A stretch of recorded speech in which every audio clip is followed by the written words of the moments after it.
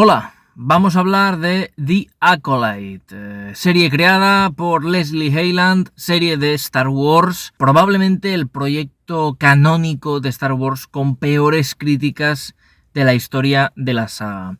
Una serie, en principio miniserie, ya veremos si continúa, lo dudo mucho, de 8 episodios que está disponible en Disney Plus, ¿de acuerdo? Queda el último episodio, se va a estrenar en un par de días, pero yo normalmente, como ya sabéis, no espero al último episodio para hablar de una serie. Y esto es algo que es una práctica habitual en la crítica, ¿de acuerdo? La crítica normalmente cuando hace una review de una serie, los críticos con los medios más importantes, o sea, los que están adscritos a un periódico o a una revista de absoluta relevancia internacional, pues tienen acceso a los 4 primeros episodios, tal vez de una serie o de una temporada, y con eso ya redactan su crítica, ¿de acuerdo? A mí eso me parece un poco innecesario, yo necesito ver más, aunque lógicamente lo entiendo, porque con ver eso ya sabes cómo es la serie, ¿de acuerdo? Pero bueno, aún así yo espero siempre a cuando queda 1 o 2 episodios, y entonces ya hago la review, en este caso a falta de los 3/4 de hora que durará el final y listo.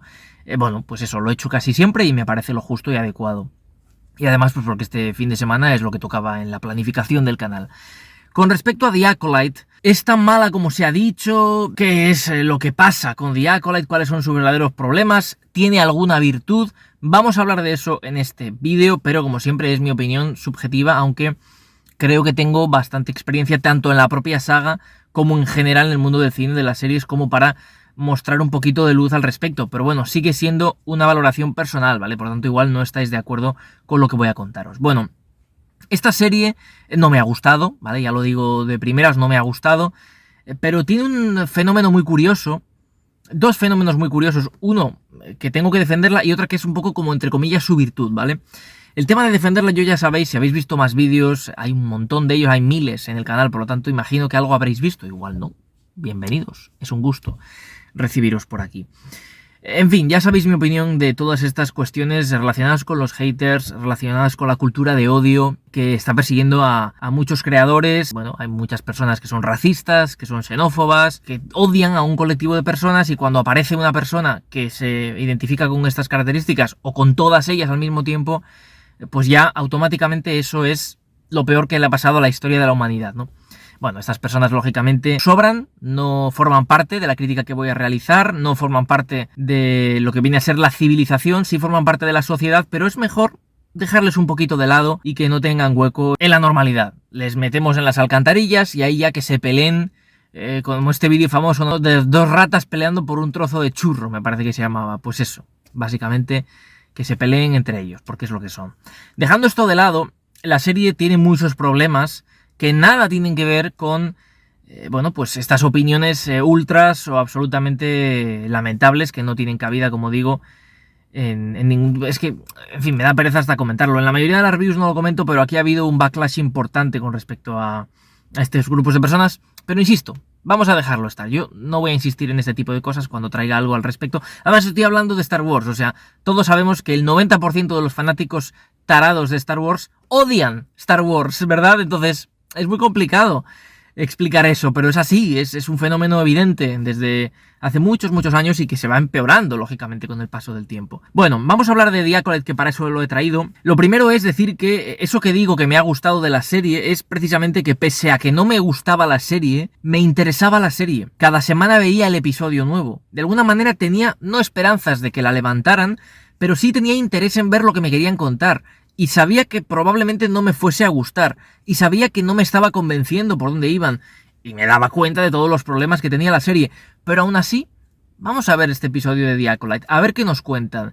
Y hay algún personaje, uno en concreto, que me ha gustado bastante, es decir, tiene cosas positivas, ¿vale? El problema es que los problemas, valga la redundancia, de la serie son abrumadores, y son imposibles de ignorar, hasta el punto de que prácticamente se hacen con el control de la calidad de la serie. El guión, la historia de la serie no es mala, tiene buenos ingredientes, pero el guión es muy pobre. Los personajes no hablan de una manera profunda o inteligente. Es más, en alguna ocasión dicen frases que pretenden ser profundas o interesantes y se convierten en algo bastante mediocre. No tiene mucho sentido hacer una serie de Star Wars si no sabes escribir personajes de Star Wars en un universo de Star Wars tan vasto y tan interesante, que es que además, lo curioso de esto es el tiempo. Esto se sitúa 100 años antes, aproximadamente, del episodio 1 de la amenaza fantasma. Esto es un periodo no explorado en el universo de películas y de series, porque tenemos cómics de la Alta República. Hablo del universo canon, claro, si nos vamos a leyendas, lógicamente hay todo tipo de historias y también de este periodo, ¿no? Pero estos 100 años previos son muy interesantes, porque tú creas una serie potente y aquí tienes 100 años para explorar. Es que puedes hacer otra saga de 9 películas en estos 100 años que termine con el inicio del episodio 1. Es que puedes hacer lo que te dé la gana, crear personajes, centrarte en los Jedi, en lo interesantísimo que son los Sith en este periodo, cuando en teoría estaban extintos, pero sobrevivían en las tinieblas, en la historia de Darth Plagueis, cualquier cosa que quieras contar. Es un periodo muy interesante.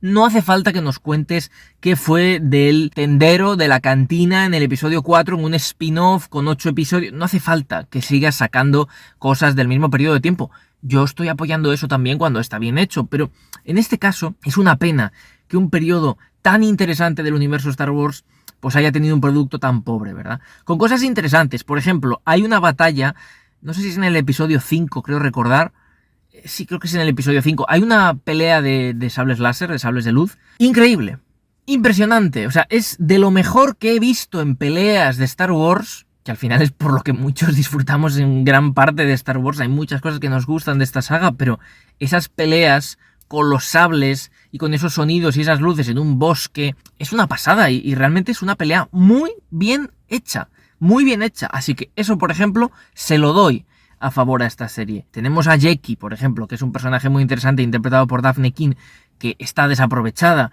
y que dice un par de frases que no tienen mucho sentido y el personaje no va a ningún lado. La participación de Carrie Ann Moss, una actriz de sobra conocida con mucho potencial para hacer un buen personaje, completamente desaprovechado este personaje. No sé, podrían haber contratado a una actriz que les costara 50 veces menos, probablemente, y no se habría notado tampoco, ¿no? El único personaje que me ha gustado, y me ha gustado mucho, pero han acabado estropeando bastante por las decisiones creativas, es Master Sol, el Maestro Sol interpretado por Lee Jun-jae, actor protagonista del juego del calamar, Squid Game. La verdad es que es un personajazo. A mí me recordaba mucho a Qui-Gon Jinn, mi amigo Qui-Gon Jinn, ya sabéis que tenemos una buena relación, pero es que además siempre fue uno de mis personajes favoritos de Star Wars, si no mi personaje favorito. Era el que más me resultaba interesante, porque sabíamos muy poco de él, aparecía en el episodio 1... y se acabó Qui-Gon Jinn.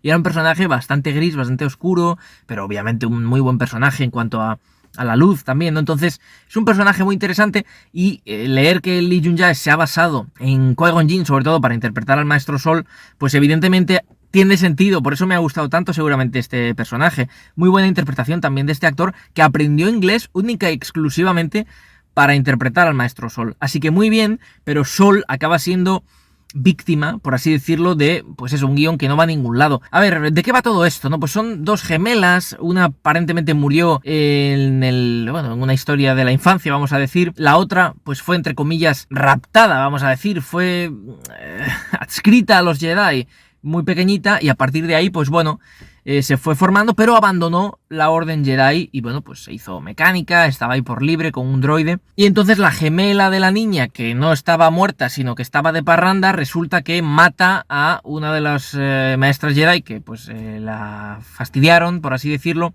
Así que los Jedi empiezan a buscarla y empiezan a buscar a la otra y a decir que tiene que venir con nosotros y vamos a hacer esto y vamos a hacer lo otro.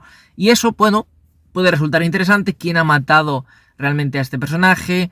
¿No? Los puntos de vista, porque es una serie que principalmente tiene una fortaleza, supuesta fortaleza, que para mí no lo es, de los puntos de vista. Es decir, qué buenos son los Jedi, pero en el fondo no, porque a mí me fastidiaron. Entonces depende de cómo lo mires, eso es muy interesante. O sea, las prácticas de los Jedi, lo de ir a un planeta, detectar a un niño o a 5 niños que son sensibles a la fuerza y quitárselos a sus padres, esto es como los de las canteras de fútbol, que una cosa es que les ofrezcas un trabajo a los padres, les traigas, ¿no? Y el niño empiece tranquilamente y demás, que hay muchos casos, y otra cosa es que vayas y fiches a un niño de 11 años, que además creo que está prohibido, y te lo lleves a la otra punta del país. Pues hombre, es un poco discutible, ¿no? Parece tráfico de menores, por mucho que le pagues. Entonces, en fin, los Jedi tenían prácticas muy complicadas, y 100 años antes, como no había Sith en principio, tenían toda la potestad para ser los policías de la paz y la justicia, y claro, todos sabemos que la policía puede ser necesaria pero la impunidad policial es peligrosa también, ¿no? Entonces, es muy interesante analizar a los Jedi de esta manera, que en grandes ocasiones pues son puros y son personajes increíbles que buscan la bondad, pero también pueden cometer errores. Todos sabemos cómo acaba la historia en el episodio 3. Así que bueno, me parece muy interesante.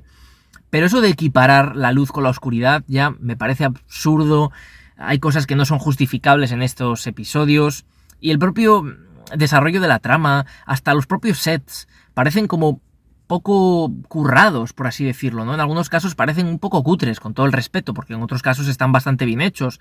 Visitamos planetas que nos gustan, tenemos un par de cameos muy chulos, pero claro, en un contexto en el que la serie en realidad parece no una excusa, porque tiene una historia que quiere contar, que son personajes nuevos en su gran mayoría, etcétera, pero sí un descarrilamiento importante. O sea, tú estás intentando contar esto, pero te estás equivocando. Las bases pueden estar ahí, ¿vale? Pues un género más de misterio, va desarrollándose, etcétera, pero vas dando tumbos. Cuando la historia empieza a tener un poco de sentido, realmente te preguntas, ¿es esto lo que nos está intentando contar? ¿Tiene algún beneficio? Por mucho que haya ido viendo los episodios, no le he encontrado el sentido a este producto. Es decir, ¿cuál es la lección final de esta serie? ¿Y cuál es el legado de esta serie? ¿Hay algún personaje que salga de aquí que nos pueda servir para futuras historias?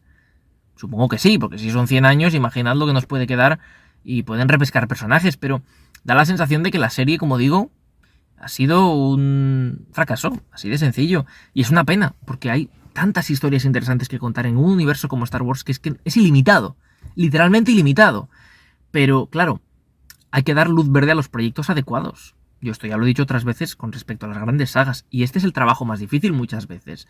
¿Te puede interesar esto? ¿Puede resultar curioso? Vale, pero igual no es suficiente como para dar una serie con este presupuesto tan alto a una persona, a un grupo de personas que igual no están al 100% capacitadas y con unos guiones tan mediocres. Igual hay que darle una vuelta o simplemente no darle luz verde y decir, vale, reconvertid esto en una novela, yo qué sé. Y luego podemos adaptarlo, no lo sé, pero de alguna forma tengo la sensación de que este problema empieza en lo más alto de Star Wars, lo llevo diciendo mucho tiempo. Creo que es necesaria algún tipo de reestructuración, o por lo menos algún tipo de explicación sobre qué está pasando, y esto, que podría haber sido una serie realmente interesante, pues se ha convertido en, lo dicho, un quiero y no puedo, que no significa que haya personas que no la puedan disfrutar. Yo he disfrutado algunas partes, he seguido viéndola, a ver a dónde me lleva, pero al final de cada episodio decía, pues la verdad es que no me convence esto que están haciendo, creo que podría haber sido mucho mejor. Ha habido una serie de frases, de decisiones creativas y de revelaciones en este episodio que no han mejorado la serie. Y llega el siguiente episodio y pasa lo mismo. Rashomon está muy bien, pero de nada me sirve que tengas de base o de inspiración Rashomon si me traes The Acolyte, sinceramente y con todo el cariño. A veces tenemos que ser un poco más realistas con nuestras expectativas. Yo no voy a matar la serie y decir que nadie la vea nunca. Vedla por vosotros mismos. Siempre digo lo mismo con todo. Y juzgad. Igual a vosotros os encaja y os gusta y es completamente respetable.